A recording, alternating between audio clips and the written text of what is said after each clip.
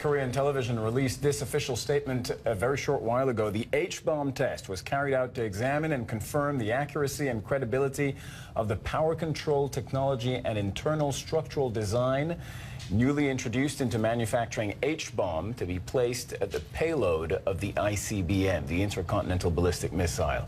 Let's bring in Will Ripley, who's been to North Korea 14 times, knows the country extremely well. Will, we knew that North Korea was going to conduct a nuclear test. It was a matter of when. You told us so yourself. So first of all, where does this leave us in terms of the level of threat that North Korea poses? And secondly, what does it change that it's an H-bomb, a hydrogen bomb?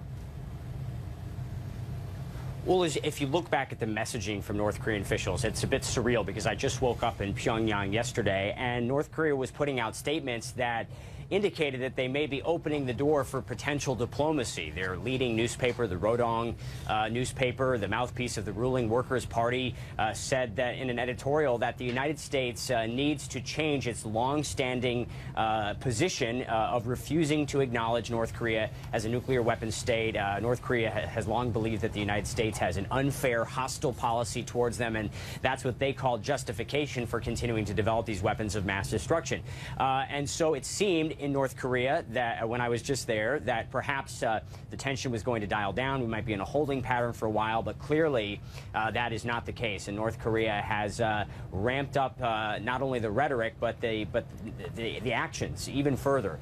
And so we have known that at least since April, North Korea has been ready to push the button on this sixth nuclear test pretty much at any moment. There was a lot of speculation it was going to happen to coincide with the Day of the Sun celebrations on April 15th. That did not happen. Some people speculated that perhaps a warning from China of severe consequences may have caused North Korea to back down, although when I asked North Korean officials about that, they said absolutely not. They denied that China has any influence over their nuclear program. And since then, what we've seen is just a continued unprecedented barrage of missile tests. They launched 2 intercontinental ballistic missiles in the month of July. Just last week, they launched their Hwasong-12 intermediate-range ballistic missile over northern Hokkaido here in Japan.